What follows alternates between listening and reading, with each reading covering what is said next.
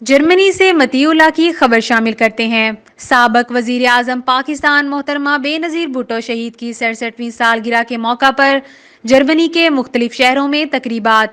شہید بے نظیر بھٹو کے ساتھ تجدید عہد وفا کرتے ہوئے کارکنان نے سادگی کے ساتھ تقریبات منعقد کی اور سالگرہ کے کیک کاٹے۔ پاکستان پیپلز پارٹی کے چیئرمین بلاول بھٹو زرداری کی ہدایت کے مطابق کرونا وائرس کے موجودہ صورتحال پر سالگرہ کی تقریبات سادگی کے ساتھ علاقائی یونٹس کے تحت منانے کے اعلان پر جرمنی بھر میں بی بی شہید کی خدمات پر خراج عقیدت پیش کرتے ہوئے تجدید عہد وفا کیا۔ پاکستان پیپلز پارٹی برلن کے صدر منظور عوان نے سابق وزیر اعظم پاکستان محترمہ بے نظیر بھٹو شہید کی 67ویں سالگرہ کے موقع پر بی بی شہید کی پاکستان اور عالم اسلام کے لیے خدمات کو سراہتے ہوئے خراج عقیدت پیش کیا۔